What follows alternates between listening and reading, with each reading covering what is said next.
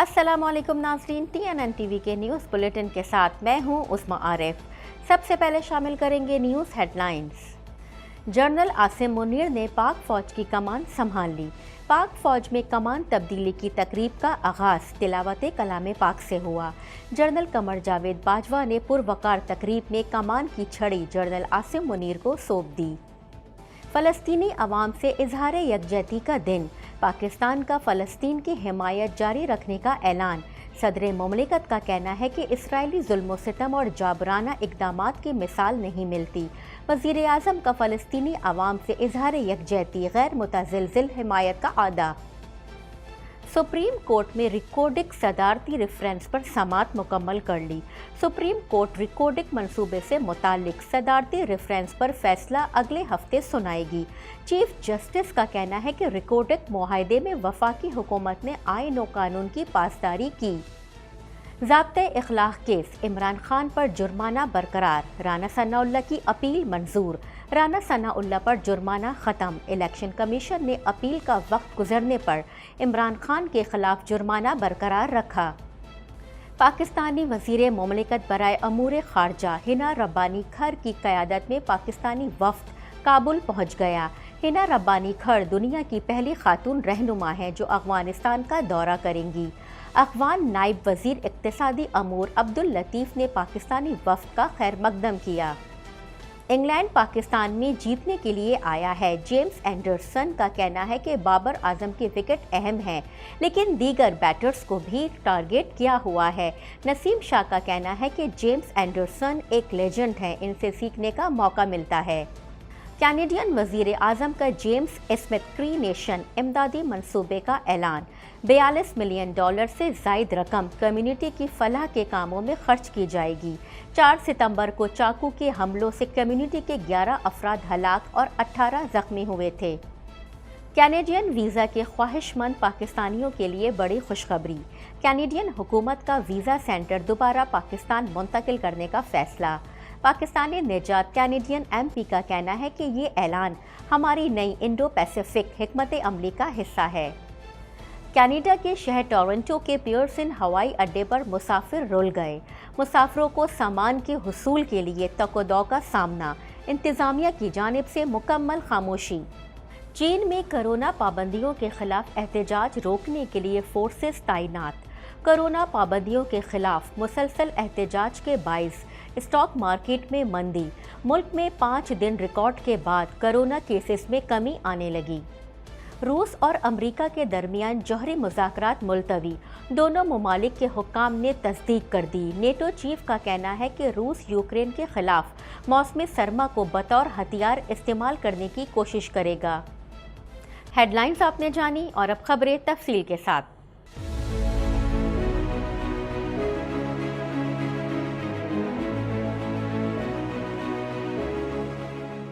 पौने 2 करोड़ की आबादी पर मुश्तमिल कराची मेट्रोपॉलिटन सिटी में सेहत के हवाले से अस्पताल तो बहुत, लेकिन फिजियोथेरेपी सेंटर नायाब हैं। अल्हम्दुलिल्लाह हमने इस कमी को पूरा करते हुए गुलिस्तान जौहर में ज़ुबैदास फिजियोथेरेपी सेंटर का आगाज कर दिया है।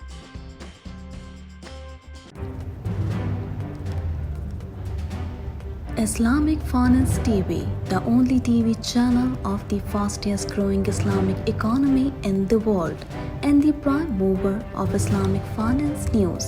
Follow us on our social media handles and watch our reports and educational program at www.islamicfinancetv.com. For advertisement, please contact us at islamicfinancetv@gmail.com.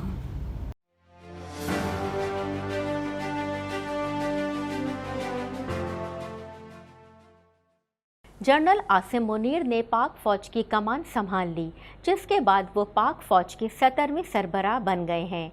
दीगर अहवाल जानते हैं इस रिपोर्ट में।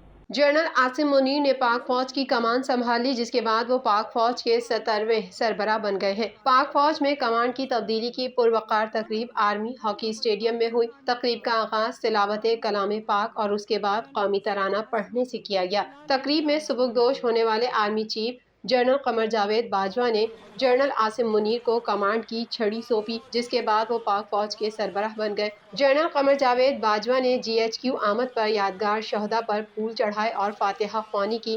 تقریب کا آغاز تلاوت کلام پاک سے ہوا، جس کے بعد سابق آرمی چیف نے خطاب کیا۔ سبکدوش ہونے والے army chief general Qamar Javed Bajwa نے پاک فوج کی کمان جنرل عاصم منیر کے حوالے کی۔ کمان تبدیلی کی تقریب میں نئے army chief general Asim Munir 4 star general کے شولڈر رینکس اور کالر میڈل لگائے ہوئے شریک ہوئے۔ اہم تقریب میں chairman joint chiefs of staff committee, مسلح افواج کے سربراہان، سینئر حاضر سروس اور ریٹائرڈ فوجی افسران، ان کی فیملیز کے علاوہ وفاقی سیکرٹریز اور دیگر مہمان بھی شریک تھے۔ اس موقع پر GHQ راولپنڈی میں پاک فوج کی کمان کی تبدیلی کی تقریب سے خطاب کرتے ہوئے جنرل قمر جاوید باجوہ نے کہا کہ کم وسائل کے باوجود پاک فوج ملک کی جغرافیائی سرحدوں کی حفاظت کرتی ہے۔ آنے والے وقت میں فوج جنرل عاصم منیر کی زیر قیادت اس سے بڑھ کر ملک کی خدمت و دفاع کرے گی۔ انہوں نے کہا کہ میں عنقریب گمنامی میں چلا جاؤں گا، لیکن روحانی رابطہ فوج سے قائم رہے گا۔ فوج کی کامیابی پر خوشی ہوگی۔ جب فوج پر مشکل وقت آئے گا تو میری دعائیں پاک فوج کے ساتھ رہیں گی۔ انہوں نے مزید کہا کہ فوج نے ہمیشہ میری آواز پر لبیک کہا ہے۔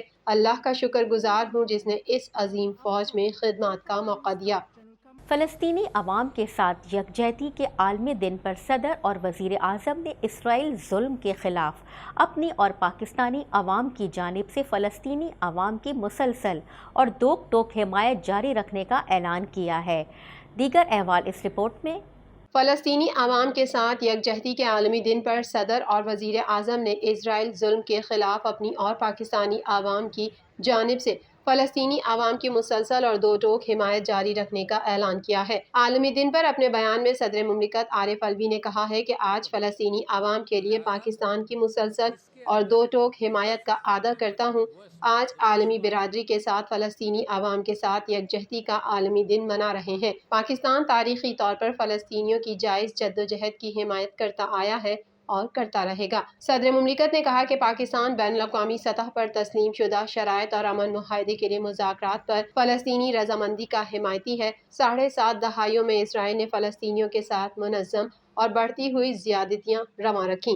بے گناہوں کا خون بہایا گیا اور فلسطینیوں کا خون بہنے کا سلسلہ ابھی تک نہیں رکا۔ طاقت کے زور پر علاقے پر قابض ہوا جا سکتا ہے، مگر عوام کے دل و دماغ پر قبضہ نہیں کیا جا سکتا۔ صدر مملکت نے کہا کہ فلسطینیوں کی آزادی کی جدوجہد حق کے خود ارادیت کے حصول تک جاری رہے گی۔ پاکستان فلسطینیوں کے ساتھ کھڑا ہے اور کھڑا رہے گا۔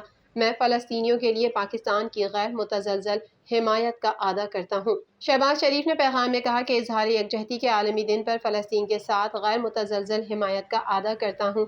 یہ دن فلسطین پر غیر قانونی قبضے اور فلسطینیوں پر مظالم کو اجاگر کرتی ہے۔ وزیر اعظم کا کہنا تھا کہ اسرائیلی ظلم و ستم اور جابرانہ اقدامات کی مثال نہیں ملتی۔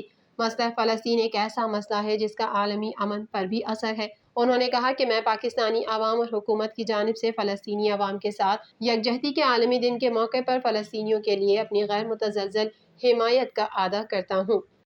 سپریم کورٹ کے چیف جسٹس عمر عطا بندیال نے ریمارکس دیتے ہوئے کہا ہے کہ صدر مملکت نے ریکوٹک معاہدے کے قانونی چیلنجز پر رائے مانگی ہے۔ عدالت صدارتی ریفرنس پر رائے میں بنیادی حقوق کے معاملے پر محتاط رہے گی۔ تفصیلات جاننے کے لیے دیکھتے ہیں یہ رپورٹ۔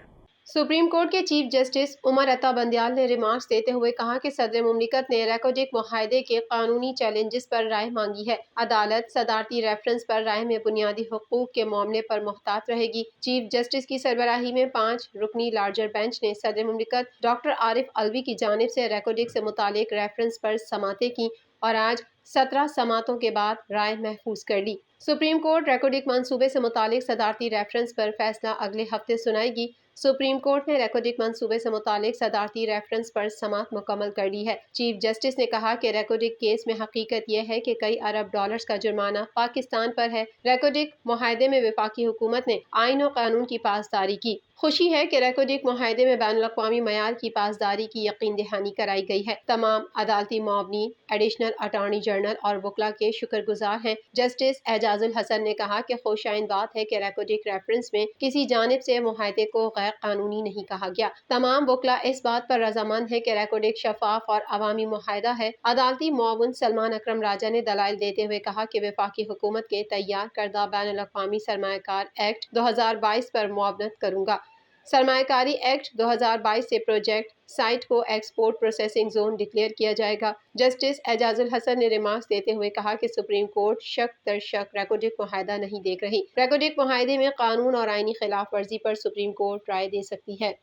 الیکشن کمیشن نے ضابطۂ اخلاق کی خلاف ورزی کیس میں P T I chairman Imran Khan کی اپیل مسترد کرتے ہوئے 30,000 روپے کا جرمانہ برقرار رکھا اور رانا ثناء اللہ پر جرمانہ ختم کرنے کا محفوظ فیصلہ سنا دیا۔ دیگر احوال جانتے ہیں اس رپورٹ میں۔ الیکشن کمیشن نے ضابطۂ اخلاق کی خلاف ورزی کیس میں P T I chairman Imran Khan کی اپیل مسترد کرتے ہوئے 30,000 روپے کا جرمانہ برقرار رکھا اور رانا ثناء اللہ پر جرمانہ ختم کرنے کا محفوظ فیصلہ سنا دیا۔ میڈیا رپورٹ کے مطابق الیکشن کمیشن نے ضابطۂ اخلاق کی خلاف ورزی کے کیس میں محفوظ فیصلہ سناتے ہوئے chairman P T I Imran Khan کی اپیل مسترد کر دی اور ان پر جرمانہ برقرار رکھا۔ قبل ازیں فیصلے میں عمران خان پر 30,000 روپے جرمانہ عائد کیا گیا تھا۔ فیصلے میں الیکشن کمیشن نے عمران خان کی اپیل مسترد کرتے ہوئے پشاور میں ضمنی انتخاب کے دوران ضابطۂ اخلاق کی خلاف ورزی پر ریٹرننگ افسر کی جانب سے عمران خان کو 30,000 روپے جرمانہ برقرار رکھا۔ دریں اثنا الیکشن کمیشن نے وفاقی وزیر داخلہ رانا ثناء اللہ کے خلاف بھی انتخابی ضابطۂ اخلاق کی خلاف ورزی کے معاملے پر محفوظ فیصلہ سنا دیا۔ الیکشن کمیشن کے ممبر نثار درانی کی سربراہی میں 4 رکنی بینچ نے فیصلہ سنایا، جس کے مطابق جرمانے کے خلاف اپیل منظور کر لی گئی اور رانا ثناء اللہ کے خلاف عائد 10,000 روپے کا جرمانہ ختم کر دیا گیا۔ پاکستانی وزیر مملکت برائے امور خارجہ ہنا ربانی کھر کی قیادت میں پاکستانی وفد کابل پہنچ گیا۔ مزید تفصیلات جانتے ہیں اس رپورٹ میں۔ پاکستانی وزیر مملکت برائے امور خارجہ ہنا ربانی کھر کی قیادت میں پاکستانی وفد کابل پہنچ گیا ہے۔ ذرائع دفتر خارجہ کے مطابق وزیر مملکت برائے خارجہ ہنا ربانی کھر کی قیادت میں وفد نور خان ایئر بیس سے روانہ ہوا۔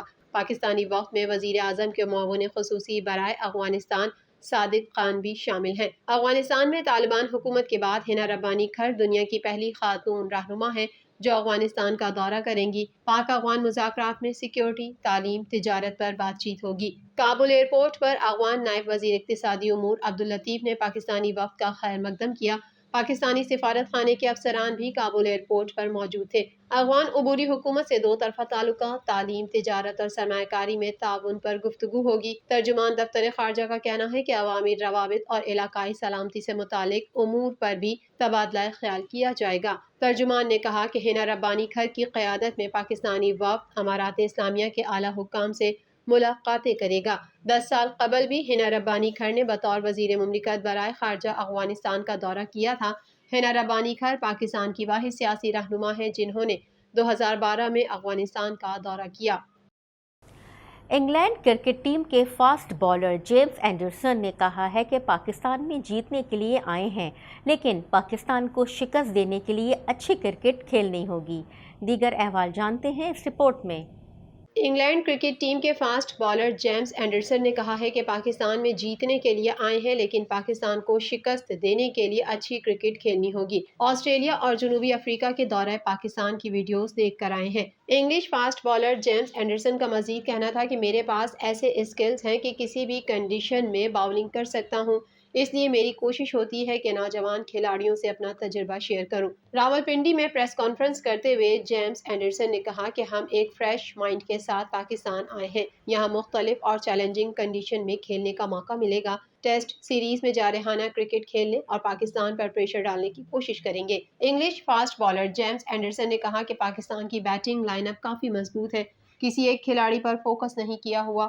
بابر اعظم کی وکٹ اہم ہے لیکن دیگر بیٹرز کو بھی ٹارگٹ کیا ہوا ہے۔ جیمز اینڈرسن نے کہا کہ پاکستان میں بہترین استقبال کیا گیا، دورہ پاکستان کے لیے پرجوش ہے۔ جیمز اینڈرسن نے مزید کہا کہ ابھی نہیں کہہ سکتا کہ ریورس سوئنگ اہم کردار ادا کر سکتی ہے یا نہیں۔ انگلش فاسٹ بالر نے کہا کہ کبھی اپنے لیے ٹارگٹ سیٹ نہیں کیے، کرکٹ انجوائے کرتا ہوں، جب تک فٹ ہوں کھیلتا رہوں گا۔ واضح رہے کہ انگلینڈ اور پاکستان کے درمیان 3 ٹیسٹ میچوں کی سیریز کا پہلا میچ 1 دسمبر سے پنڈی اسٹیڈیم میں شیڈول ہے۔ دوسری جانب پاکستان کرکٹ ٹیم کے فاسٹ بالر نسیم شاہ نے کہا ہے کہ انگلینڈ کے کرکٹر جیمز اینڈرسن کا اس عمر میں کھیلنا بہت بڑی بات ہے۔ راولپنڈی میں پریس کانفرنس کرتے ہوئے نسیم شاہ نے کہا کہ جیمز اینڈرسن ایک لیجنڈ ہیں، ان سے سیکھنے کا موقع ملتا ہے۔ نسیم شاہ نے کہا کہ جیمز اینڈرسن کی محنت دیکھ کر بہت حیرانی ہوتی ہے، انہیں وکٹیں لینے کا طریقہ آتا ہے۔ انہوں نے کہا کہ جیمز اینڈرسن دنیا کے بہترین فاسٹ بالر ہیں۔ مزید خبریں بھی بلیٹن کا حصہ ہوں گی، مگر یہاں لیتے ہیں ایک چھوٹا سا بریک۔